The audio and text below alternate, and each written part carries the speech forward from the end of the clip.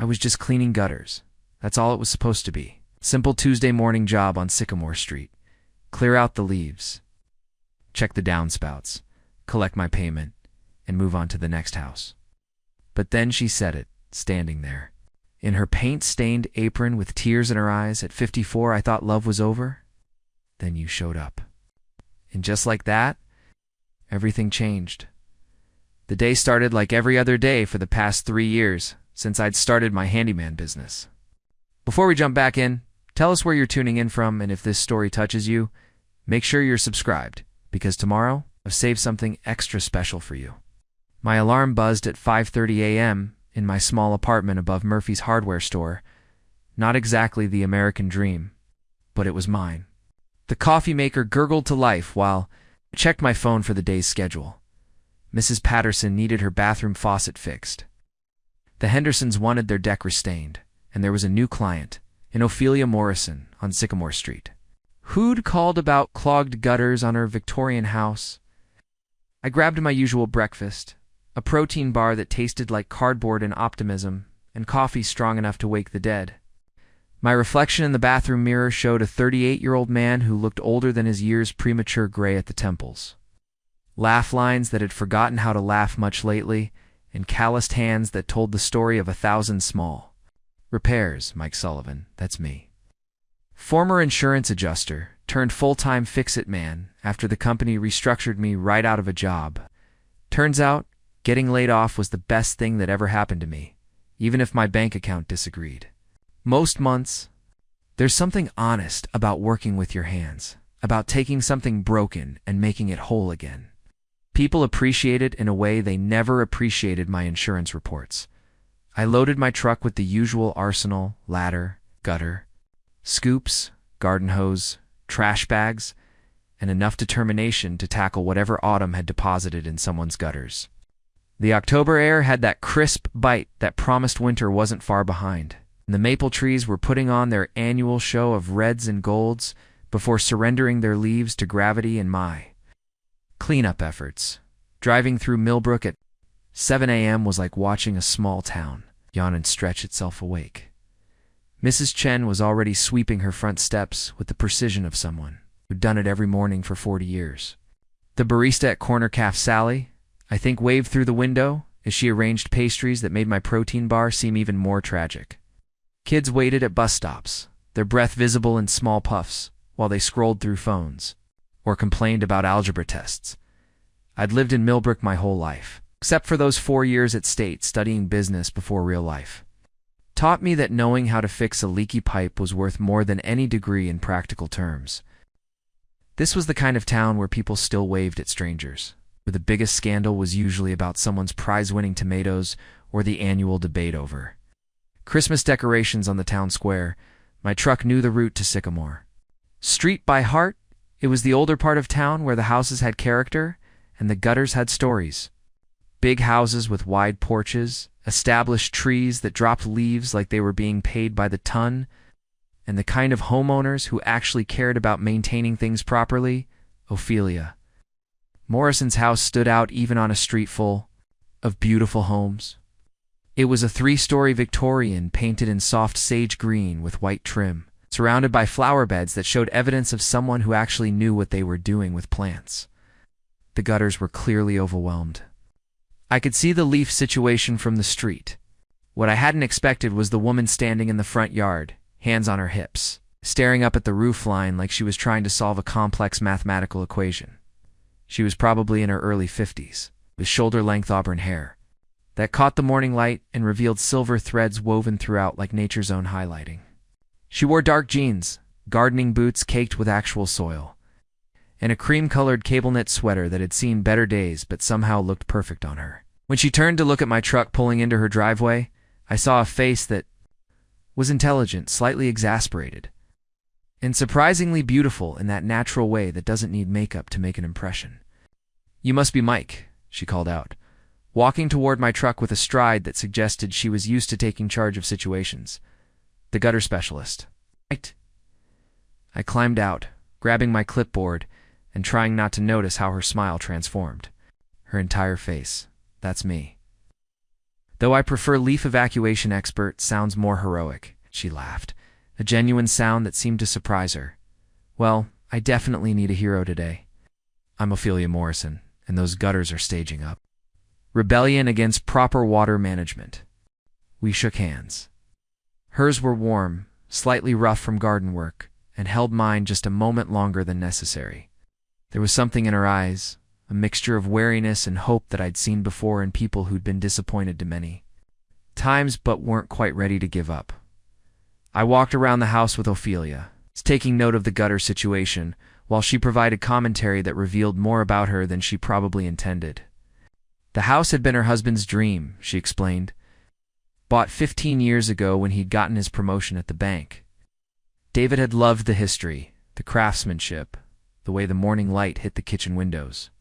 He passed away 3 years ago, she said matter-of-factly, but I caught the slight pause before she continued. Cancer.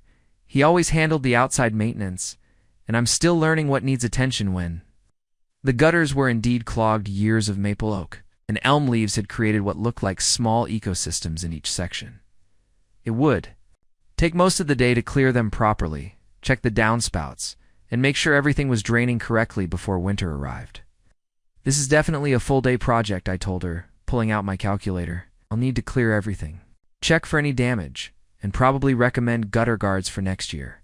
She nodded, tucking a strand of hair behind her ear. Whatever it takes.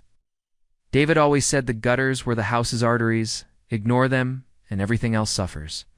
As I set up my ladder and began gathering my tools, I had no idea that this ordinary Tuesday job would become anything other than another entry in my appointment book.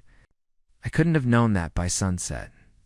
Everything I thought I understood about second chances, unexpected connections, the possibility of love after loss would be completely transformed. Sometimes, the most extraordinary stories begin with the most ordinary moments. I positioned my extension ladder against the back corner of the house, where the gutters looked like they'd been hosting a nature preserve for the better part of 2 seasons. Ophelia had disappeared inside to make proper coffee, her words, after taking one look at my travel mug and declaring it a crime against caffeine. The Victorian's gutters were solid copper, probably original to the house, which meant they were built to last, but also meant they were worth more than my truck. As I climbed up to assess the damage, I could hear her moving around in the kitchen. Through the open window, there was something comforting about the sounds. The hum of a coffee grinder, cabinet doors opening and closing, the gentle clatter of someone who knew their way around their own space. How bad is it up there? She called through the screen. Well, I shouted back, pulling out what appeared to be a small shrub, complete with root system. I think I found where your missing garden gnome went. He's been living in your northeast corner for about 6 months. Her laughter drifted up from below, rich and unguarded. It was the kind of laugh that made you want to say funnier things, just to hear it again, 20 minutes later. She emerged with a tray that belonged in a magazine. Spread real ceramic mugs, not paper cups, a small pitcher of cream, and what looked like homemade cookies shaped like autumn leaves. She'd changed from the gardening boots into canvas sneakers and had pulled her hair back with a clip that had somehow escaped a few rebellious strands. I figured you might need fortification before tackling the ecosystem I've been ignoring, she said, setting the tray on a wrought iron table on her back patio. Fair warning, I stress bake when I'm anxious about home maintenance.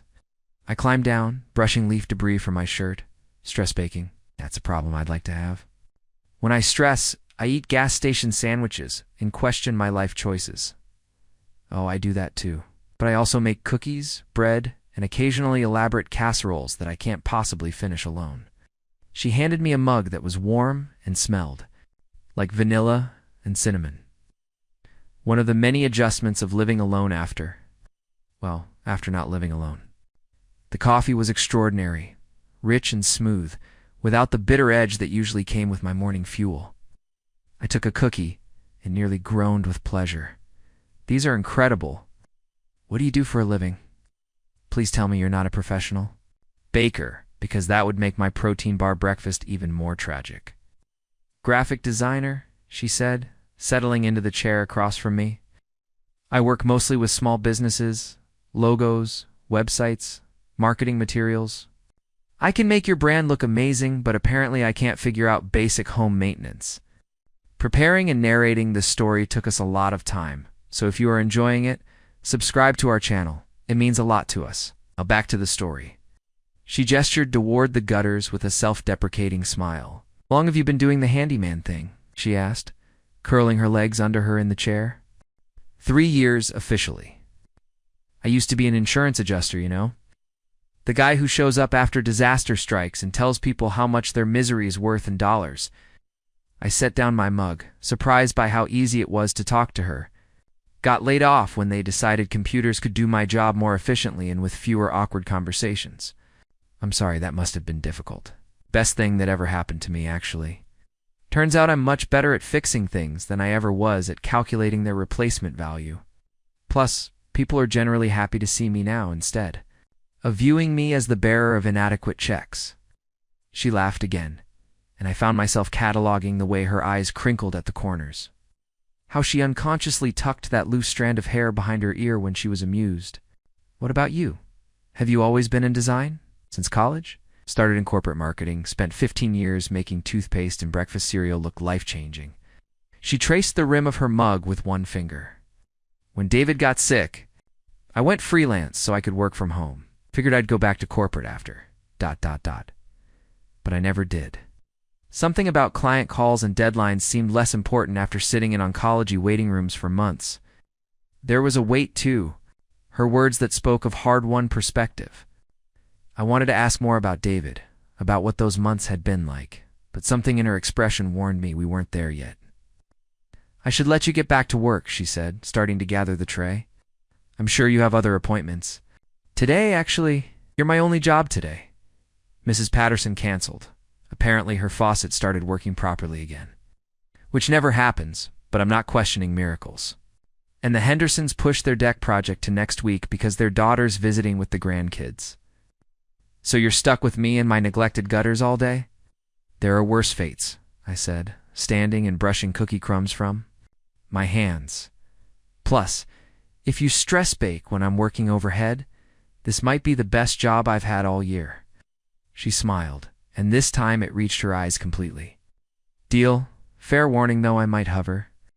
I've never watched anyone clean gutters before, and I have a weird fascination with seeing how things work. Hover away. Most of my clients go inside and pretend I don't exist until it's time to pay the bill. Company will be nice. As I climbed back up the ladder, I realized I meant it. There was something about Ophelia Morrison that made even mundane conversation feel significant. Maybe it was the way she really listened when you talked, or how she found genuine humor in ordinary situations. Or maybe it was just that she made excellent coffee and seemed interested in the world beyond her own immediate concerns. She kept her promise about hovering, standing below, and handing me trash bags when I needed them. Asking questions about gutter maintenance that showed she actually cared about understanding her house. We talked about everything and nothing, her attempts at learning home repair from YouTube videos. My collection of tools inherited from my grandfather, the way old houses had personalities that new construction just couldn't replicate. David always said this house chose us, not the other way around, she said during one of my trips down the ladder. We'd been looking for months and nothing felt right. Then we walked into this place, and it was like coming home to somewhere we'd never been. Do you still feel that way? Like it's home? She considered the question seriously. Most of the time. Sometimes it feels too big, too quiet. But then, the light hits the kitchen just right in the morning, or I smell the lavender from the garden David planted, and it's like he's still here in the best possible way. There was something in her voice. Not sadness exactly, but a kind of bittersweet acceptance that made my chest tighten. I'd never been married, never lost someone that central to my daily existence. My longest relationship had ended when Rebecca decided I wasn't ambitious enough and moved to Portland with a tech entrepreneur who wore expensive watches and talked about disrupting everything. But listening to Ophelia talk about David and this house they'd shared, I began to understand something I'd never considered before, that love wasn't just about the time you had together, but about how it changed the way you saw the world even after it ended. Sounds like he was a good man, I said. He was. Terrible at loading the dishwasher, couldn't parallel park to save his life. And he insisted on wearing Christmas sweaters from Thanksgiving until New Year's Day. But he was good. She looked up at me on the ladder. I think he would have liked you. He always respected people who worked with their hands, who could fix things instead of just complaining about them. Something in that simple statement hit me harder than it should have. The idea that this woman's late husband might have approved of me, might have seen value in what I did. It mattered in a way I couldn't explain. As I climbed back up to continue working, I realized the morning had shifted into something I hadn't expected. This wasn't just a job anymore. It was beginning to feel like the start of something I couldn't yet name. By noon, we'd settled into an easy rhythm. I'd work my way along a section of gutter, pulling out handfuls of decomposed leaves and the occasional bird's nest, while Ophelia moved below, sometimes reading on her patio, sometimes tending to her flower beds, but always available for conversation when I needed a break or when something particularly interesting emerged from the gutters. I called down during one of my descents, holding up what appeared to be a child's toy airplane. I'm starting to think your gutters are actually a portal to lost things. This has been up there for years. She looked up from where she was deadheading chrysanthemums, dirt smudged on her cheek. Oh my goodness, that's Tommy's plane. The little boy who lived here before us. His mother was so upset when they couldn't find it before moving day. Should I return it? Do you have their address? They moved to Seattle about 8 years ago. But I have their Christmas card from last year. Tommy's in high school now, plays varsity soccer. She wiped her hands on her jeans and walked over to examine the toy. Maybe I'll mail it to them with a photo of where it's been hiding all these years. I watched her turn the plane over in her hands, her expression soft with the kind of tenderness that comes from understanding how much small things can mean. You're still in touch with the previous owners? The Kowalskis were lovely people. They lived here for 12 years before us, raised 3 kids in this house. When we bought it, Mrs. Kowalski walked me through every room and told me stories. Which floorboard creaked, where the afternoon light was prettiest. How she'd arranged furniture to make the most of the space. Ophelia looked up at the house's facade. She said houses hold on to love, and this one had plenty to share. Around 1 o'clock, Ophelia disappeared inside and returned with sandwiches that put my usual lunch of vending machine chips to shame. Turkey and brie on what looked like homemade bread, with some kind of cranberry spread that made my taste buds reconsider everything they thought they knew about lunch meat. "Did you make this bread?" I asked, trying not to sound as amazed as I felt. Stress baking, remember? I made 6 loaves. This weekend, because I was anxious about having someone work on the house, she settled across from me at the patio table. David used to say I approached worry like a one-woman bakery.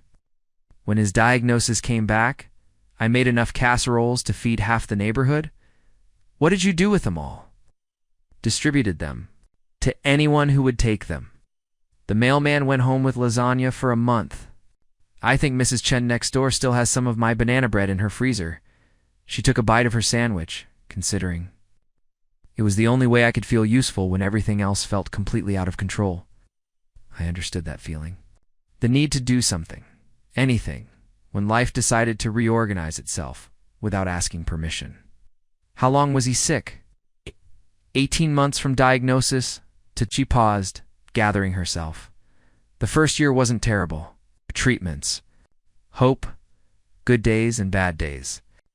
We traveled some, fixed up the house, made plans like we still had forever. The last 6 months were harder. I'm sorry. That must have been incredibly difficult. It was. But also, she set down her sandwich, choosing her words carefully. It wasn't all sadness. We had time to say things, to finish conversations we'd been putting off for years. We got to love each other with full attention, if that makes sense. No taking for granted that there would be more time later. There was something profound in the way she said it. Like she'd learned something about love that most people never got the chance to discover. Do you miss him? Every day? But not in the way people expect. She traced the condensation on her water glass. I miss having someone to tell about my day. Someone who gets excited about the same stupid things I do. I miss having a person to share the good parts with. As the afternoon wore on, our conversations grew more personal. She told me about learning to live alone after 22 years of marriage, how she'd had to relearn simple things, like cooking for one person and watching movies without someone to discuss them with afterward. I found myself sharing things I rarely talked about, how my ex-fiancée Rebecca had left because she said I lacked ambition, how I'd felt like a failure until I discovered that fixing things for grateful people was worth more than any corporate title. Rebecca sounds like she didn't understand what matters, Ophelia said, when I finished explaining why I'd never married. Building something with your hands, making people's lives a little easier, that's not lack of ambition. That's purpose. Tell that to my mother. She still introduces me as my son Mike, who used to work in insurance. Ophelia laughed. Mothers have their own ways of measuring success. Mine still asks when I'm going to get a real job instead of working from home in my pajamas. Do you work in your pajamas? Only on Tuesdays? Sometimes Fridays? And definitely when I have morning deadlines. She grinned. One of the perks of freelancing, my dress code is extremely flexible. While I worked on the front gutters, Ophelia told me more about the house's history. It's built in 1892 by a railroad baron for his daughter. It had housed 5 different families over the decades. Each had left their mark. The built-in bookshelves added in the 1940s. The updated kitchen from the 1970s that somehow managed to respect the original architecture. The garden shed David had built to match the house's Victorian gingerbread trim. He spent 3 weekends researching the exact style of the trim work so the shed would look like it belonged, she said, pointing to the small building that indeed looked like it had been part of the original construction, most people thought. He was being obsessive, but I loved that he cared enough to get it right. Attention to detail is rare these days. Most people just want things done fast and cheap. Not David, he said. If something was worth doing, it was worth doing beautifully. She paused. He would have insisted on cleaning these gutters twice a year like clockwork.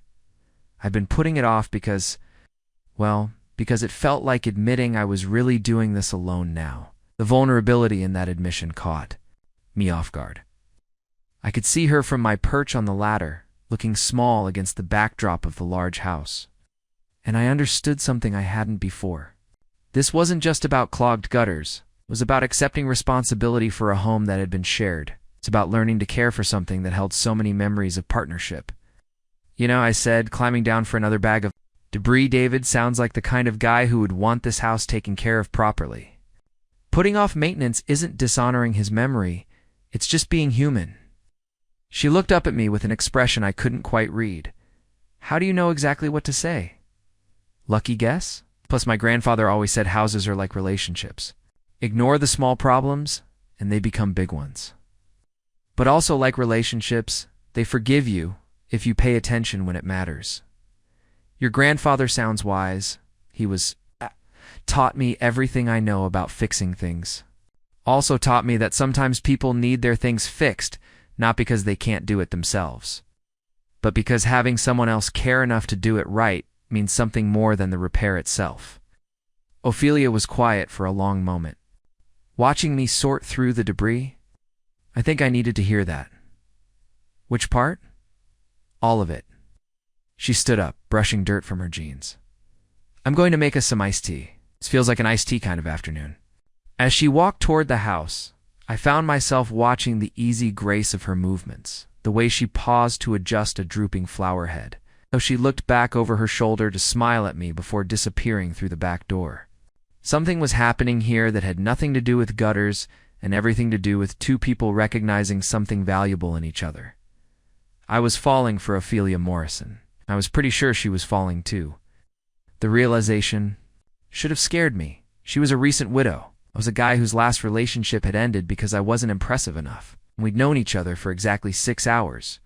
But instead of fear, I felt something I hadn't experienced in years. Hope. The kind that makes you believe in second chances and perfect timing and the possibility that sometimes the universe knows what it's doing after all. When she returned, with the iced tea garnished with fresh mint from her garden, I knew this day was going to change everything. The afternoon sun was beginning its descent toward the horizon, casting everything in that golden light that photographers pay good money to capture.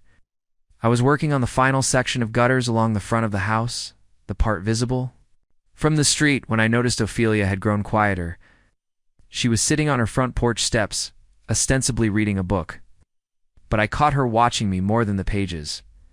Something had shifted in the last hour. The easy conversation had given way to a thoughtful silence, not uncomfortable, but weighted with unspoken thoughts. I could sense her processing something, working through an internal dialogue that I wasn't privy to, but could feel the gravity of from 20 feet up on my ladder. I called down, trying to lighten whatever mood had settled over her. Your gutters are now officially the cleanest in the neighborhood. I think they're actually reflecting sunlight at this point. She looked up from her book and smiled, but it didn't quite reach her eyes. Thank you for all of this. It's been. She paused, searching for words. It's been a really good day. There was something in the way she said it that made me climb down the ladder. The finality in her tone, as if the day was ending instead of transitioning into evening, as if she was already practicing goodbye.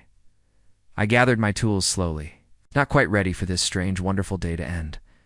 The gutters were clean, the downspouts were clear, and I'd installed guards that would prevent this kind of buildup for years to come.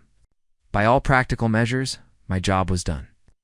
But something felt unfinished, like a conversation interrupted mid-sentence. Can I ask you something? Ophelia said suddenly, closing her book and setting it beside her on the steps. And please be honest, of course. She took a breath, as if gathering courage for something difficult. Did today feel different to you? I mean, beyond just being a really pleasant work day? I set down my tool bag and looked at her carefully. She was twisting her wedding ring around her finger, a nervous habit I'd noticed earlier when she talked about David. Different how? Like ... She struggled with the words. It's like maybe we weren't just passing time while you cleaned my gutters. Like maybe we were... I don't know. Getting to know each other in a way that might matter. The honesty in her question deserved an equally honest answer. Yes. It felt different. It felt like the kind of day you remember. She nodded, as if confirming something she'd already suspected. I thought so too, and that scares me. Can I tell you something embarrassing? She asked, standing up and walking to the porch railing, putting some distance between us while still staying close enough to talk. Absolutely. I haven't felt attracted to anyone since David died. Not once. People kept telling me that eventually I would, that it was natural and healthy and part of moving forward. But honestly, I thought they were wrong. I thought that part of my life was just ... over. She gripped the railing, her knuckles white. At 54, I figured I'd had my great love story, and expecting another one was just greedy. Stayed quiet, sensing she had more to say, and that interrupting would break whatever spell was allowing her to be this vulnerable. But today, she continued, her voice barely above a whisper. Sitting here listening to you talk about your grandfather's wisdom, and watching you handle my house with such care, treating my memories of David with respect instead of jealousy, I felt something I haven't felt in 3 years. She turned to face me then, and I could see tears gathering in her eyes. Not sad tears, but the kind that come when you're overwhelmed by an emotion you weren't expecting. At 54, I thought love was over, ... Then you showed up. The words hung in the air between us like something fragile and precious. I could hear my own heartbeat, the distant sound of children playing in a yard somewhere down the street, the gentle rustle of leaves that had escaped my gutter cleaning and were now dancing across her lawn. I wanted to move closer to her, close the physical distance that seemed suddenly enormous. But something in her posture told me she needed space to process what she'd just admitted.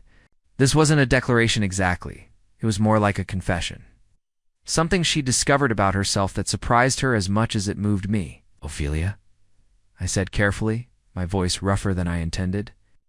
I need you to know that today has been the best day I've had in longer than I can remember. Not because of the work, but because of you. The way you make everything feel more interesting, more worthwhile. The way you listen, like what I'm saying, actually matters. She wiped at her eyes with the back of her hand, smiling through the tears. This is crazy, isn't it? Feeling this much about someone I met 8 hours ago?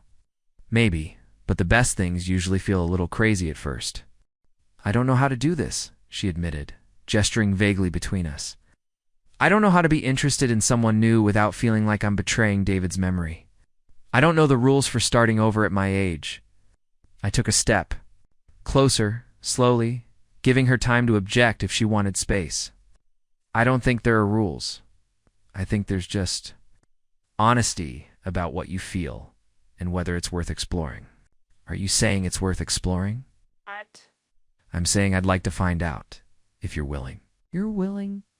She was quiet for a long moment, looking out at her garden where David's lavender plants were releasing their evening fragrance. He always said he wanted me to be happy after he was gone. This made me promise not to spend the rest of my life as a living memorial to him. She laughed softly, but it came out shaky. I thought that was easy to promise because I couldn't imagine wanting to be happy with anyone else. And now? Now I'm standing here thinking that maybe grief and new feelings don't have to cancel each other out. Maybe honoring what I had with David doesn't mean closing myself off to what might be possible with someone else. The sun was setting in earnest. Now, painting the sky in shades of pink and orange that would have been too dramatic to believe if I hadn't been seeing it myself, Ophelia looked luminous in the fading light, beautiful in a way that had nothing to do with youth and everything. To do with authenticity. I should probably go, I said, though every part of me wanted to stay, give you time to think about all this without me standing in your driveway looking hopeful. Yeah, she laughed, a real laugh this time. Do you look hopeful? Probably. I've never been good at hiding what I'm feeling. Good, I like that about you. She paused. Would you maybe want to come back sometime? Not for gutter work? Just to come back? I would love that. Tomorrow's too soon, isn't it? I grinned. Tomorrow's perfect. As I loaded my tools into the truck, Ophelia stood on her porch watching, her arms wrapped around herself against the evening chill. The day had started with clogged gutters and had ended with the possibility of something neither of us had been looking for, but both of us desperately needed. Mike, she called as I started my engine. Yeah, thank you for the gutters, but also for ... today. For making me remember that my story doesn't have to be finished just because one chapter ended. I waved goodbye and drove away. But in my rear view, Mira, I could see her still standing there, silhouetted against the warm light spilling from her house. At 54, she'd thought love was over. At 38, I'd thought I wasn't worth loving. Maybe we were both wrong. Maybe the best stories were the ones that surprised you by beginning, just when you thought they were impossible. I arrived at Ophelia's house the following morning with coffee from Corner Caf and a legitimate excuse I'd forgotten to install the final gutter guard on the north side. It was a flimsy reason, and we both knew it. But she smiled when she opened the door and accepted the coffee like it was the most natural thing in the world. You know, she said, leading me to the backyard, I barely slept last night. Kept thinking about what I said yesterday. Good thoughts or panic thoughts? Both. She settled into one of the patio chairs while I retrieved my ladder from the truck, mostly wondering if I'm losing my mind or finally finding it again. That's when we were interrupted by the sound of aggressive hedge trimming from the yard next door. Through the gaps in the fence, I could see a woman in her 70s wielding electric shears like a weapon, attacking a perfectly innocent boxwood hedge. That's Mrs. Chen, Ophelia said quietly. She's been trimming that same hedge for 20 minutes. I think she's conducting surveillance. As if summoned by her name, Mrs. Chen appeared at the fence line, shears still buzzing in her hands. She was a small woman with steel gray hair and the sharp eyes of someone who'd made a career of knowing everyone's business. Ophelia, dear. She called over the fence, her voice carrying the kind of sweetness that immediately made you suspicious. I see you have the handyman back again. It's very thorough work, apparently. Good morning, Mrs. Chen. Mike's just finishing up the gutter guards. Mrs. Chen's gaze moved between us with the precision of a scanner. How nice. Such attention to detail. I was just telling my book club about your extensive home maintenance project. They were very interested. Before either of us could respond, Mrs. Chen had somehow materialized in Ophelia's backyard, having apparently vaulted the fence with surprising agility for someone her age. She approached with the determined stride of a woman on a mission. I don't believe we've been properly introduced, she said, extending a hand toward me. Linda Chen, I've lived next door for 37 years. I knew David well. Lovely man.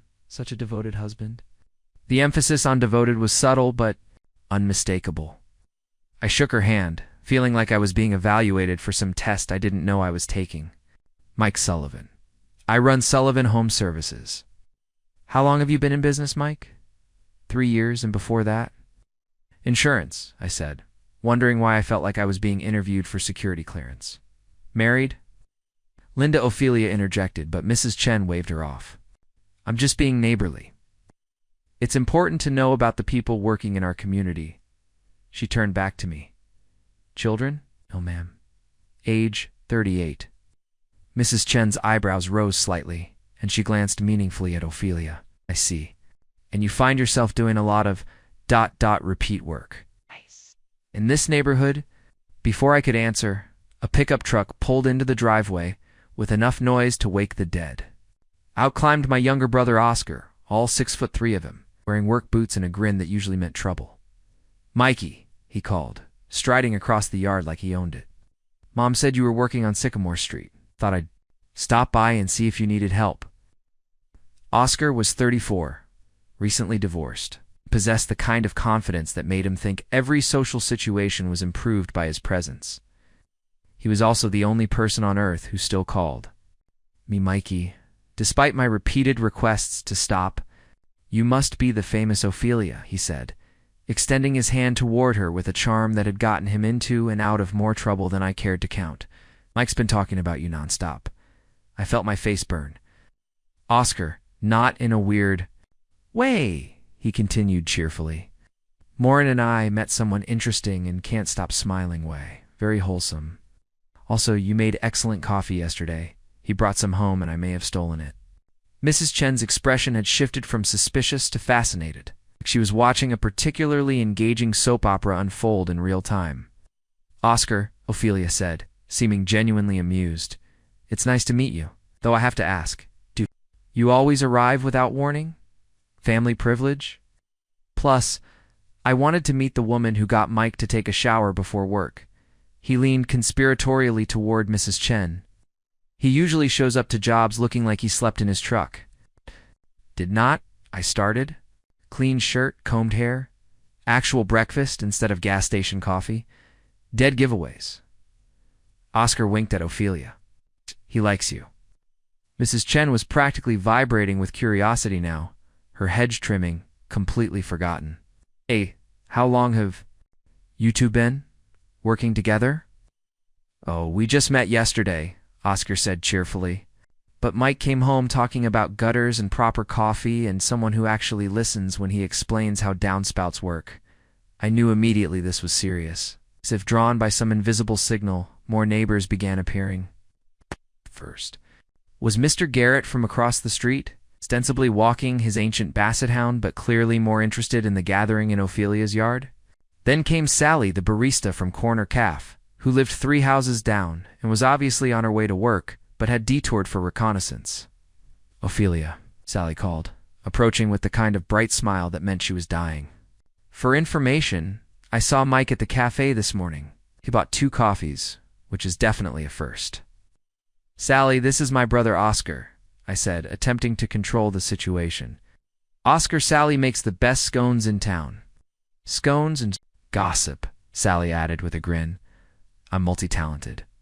Oscar's attention immediately shifted to Sally, who was pretty, blonde, and approximately his age. Scones, you say? I have a deep appreciation for baked goods and local news. Mrs. Chen was taking mental notes like she was planning to write a report. So Mike bought 2 coffees, worked here yesterday, and came back today. And his brother is here too? Inspect the situation? I'm here to embarrass him, Oscar said helpfully, and to make sure he doesn't sabotage this by overthinking it. Hey! He has a tendency to convince himself he's not good enough for good things. Impromptu gathering was beginning to feel like a very public trial, with Ophelia and me as the defendants and the entire neighborhood as the jury. I could see Ophelia growing uncomfortable with the attention, her shoulders tensing as more eyes focused on us. You know, she said finally, I should probably let Mike get back to work. These gutter guards won't install themselves, of course Mrs. Chen said, but made no move to leave. though I do hope you'll be careful, dear. Widowhood can make a woman vulnerable too. Attention from men with various motivations. The implication hung in the air like smoke from a fire nobody wanted to acknowledge. Felt my jaw clench, but Ophelia surprised me by stepping closer to my side. "Mrs. Chen," she said, with perfect politeness and steel underneath, "I appreciate your concern, but I'm perfectly capable of making my own judgments about people's character and motivations." Sally looked between us with obvious delight. "Well, this is definitely more interesting than my usual Tuesday morning." Oscar clapped his hands together. "And on that note, I should probably get going. Let you two get back to your gutter installation." He winked at me. "I'll tell Mom you're doing important community service." As the neighbors reluctantly dispersed, Mrs. Chen delivered her parting shot. "Just remember, dear, the whole neighborhood is watching out for you. We all loved David so much." When we were finally alone, Ophelia let out a long breath. Well, that was subtle as a brick through a window. "Sorry about Oscar. He means well, but don't apologize. I liked him and Sally seemed sweet. Just ... She gestured vaguely toward where Mrs. Chen had disappeared. I forgot how quickly news travels in small towns. By noon, half of Millbrook will know that the widow Morrison is entertaining gentlemen callers. Does that bother you? Considered the question, it should. But honestly, after 3 years of people treating me like I'm made of glass, having someone assume I'm capable of romance feels almost refreshing. I climbed back up the ladder, but something had changed. The easy intimacy of yesterday felt more complicated. Now, weighted with the awareness that our every interaction was being observed, analyzed and judged by people who thought they knew what was best for both of us. The real world had arrived, with all its opinions and expectations, and suddenly, figuring out what we meant to each other felt a lot more complicated. I found myself driving past Ophelia's house on Thursday morning, telling myself I was just checking a different route to my job across town. It was a lie, and I knew it, but I was getting comfortable with small deceptions that kept me orbiting around her world. When I saw her in the front yard, struggling with what appeared to be a wheelbarrow full of mulch, I pulled over without hesitation. "I need some help?" I called, climbing out of my truck. She looked up, hair escaping from under a wide-brimmed gardening hat, dirt already streaking her cheek despite the early hour. "Mike, what are you doing here? Driving by? I saw a damsel in horticultural distress." "Damsel?" She raised an eyebrow. "I'll have you know I'm a perfectly competent gardener. It's just that this wheelbarrow has a personal vendetta against me." Examined the situation. One wheel was stuck in a soft patch of earth, and the load was distributed unevenly, making it nearly impossible for someone of Ophelia's size to maneuver. Sometimes it's not about competence. Sometimes it's just about physics and leverage. Are you mansplaining wheelbarrows to me? Would I do that? Probably. But I'm desperate enough to accept help from a mansplainer if it means getting this mulch to the back garden before noon. We spent the next hour moving mulch and talking, not the careful getting-to-know-you conversation of our first meeting, but the comfortable banter of people who'd already decided they liked each other. Ophelia had a way of making even mundane tasks feel significant, pointing out the small changes in her garden as we worked, the late-blooming roses David had planted, the herb garden she'd expanded since his death, the bird feeder that attracted cardinals every morning. "I never appreciated gardening when David was alive," she admitted, spreading mulch around a cluster of hostas. "He did all the outside work, and I focused on the inside. But after he died, I needed something that required attention but didn't demand perfection. Plants forgive you if you mess up. They keep growing anyway. Smart approach. I've killed more houseplants than I care to admit. It's because you've probably tried to fix them instead of just letting them be what they are." The observation was more perceptive than she probably realized. I had a tendency to overcomplicate things, to assume that problems required elaborate solutions rather than simple patience. When we finished with the mulch, Ophelia invited me in for coffee. The kitchen was warm and lived in with copper pots, hanging over a butcher block island and windows that looked out onto the garden we'd just worked in. Photos covered the refrigerator, family gatherings, travel shots, candid moments that told the story of a life fully lived. "That's David," she said, noticing me looking at a photo of a man with kind eyes and a slightly goofy smile. Arm around a younger version of Ophelia at what looked like a beach resort. Costa Rica, about 5 years ago.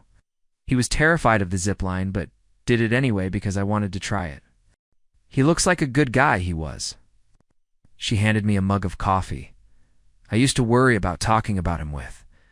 Well, with anyone I might be interested in. But you don't seem threatened by his memory. Why would I be? He was part of making you who you are. Being jealous of that would be like being jealous of your childhood or your education. She studied my face. Not everyone sees it that way. Not everyone is smart enough to recognize that loving someone who's capable of deep. Love isn't a liability, it's a gift. We settled at her kitchen table with our coffee, and the conversation drifted into more personal territory. She told me about the first year after David's death, how she'd rearranged the furniture obsessively, trying to make the house feel less empty. How she'd started taking photography classes just to have somewhere to go on Tuesday evenings. How she'd learned to cook for one person but still sometimes made enough dinner for two out of habit. I shared things I rarely talked about with anyone. How my relationship with Rebecca ended not with a fight, but with a quiet realization that we wanted different things from life. How I'd felt like a failure for choosing work that made me happy over work that impressed other people. How I sometimes wondered if I was to set in my ways to build a life with someone else. 38 isn't exactly set in your ways, Ophelia said with a smile. Trust me, from the perspective of 54, you're still practically moldable. Moldable, that's romantic. I prefer to think of it as adaptable, the ability to grow and change for the right person. There was something in the way she said.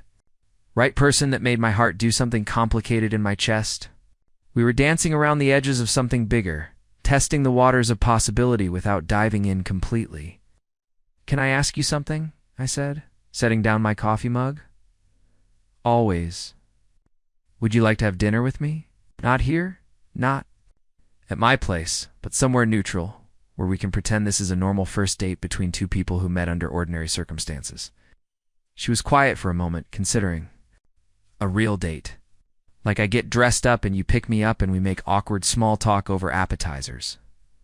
Exactly like that, except hopefully the small talk won't be awkward since we've already covered most of the basics. What if people see us? Mrs. Chen has probably already reported your truck being here this morning to some kind of neighborhood watch database. Let them see us. You're allowed to have dinner with someone. You're allowed to wear a dress and laugh at bad jokes, and maybe hold hands if the mood strikes. The suggestion hung between us, loaded with possibility and risk in equal measure. Friday night? She asked finally. Friday night? Somewhere nice? I haven't dressed up for anyone in 3 years. Somewhere very nice. You deserve to be taken somewhere that requires good shoes and cloth napkins. As I prepared to leave, we stood by her front door in one of those moments that feels suspended in time. Ophelia was still wearing her gardening clothes. But there was something luminous about her in the morning light, filtering through the screen door. I wanted to kiss her, had been wanting to kiss her since yesterday, when she'd stood on her porch looking vulnerable and beautiful and brave. Mike, she said softly, and I thought maybe she was thinking the same thing. But then, a delivery truck rumbled up the street, breaking the spell, and the moment passed. Instead, I touched her hand briefly, a gentle squeeze that promised more without demanding it.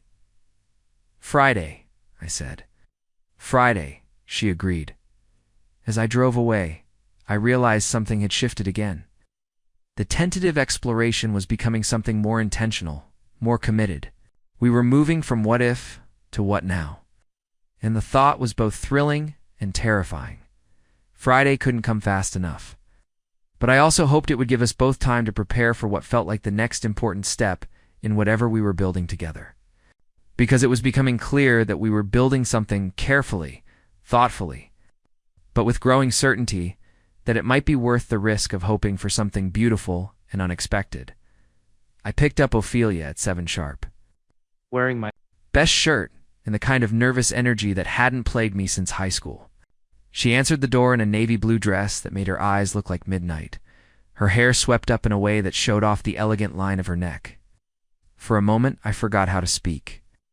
You clean up pretty well yourself, she said, smoothing an imaginary wrinkle from my jacket. Though I have to ask, is this the same shirt you wore to church as a teenager? Hey, this is a classic. Some things never go out of style, like nervous first date energy, exactly like that. Up next, you've got 2 more standout stories right on your screen. If this one hit the mark, you won't want to pass these up. Just click and check them out. And don't forget to subscribe and turn on the notification bell so you don't miss any upload from us.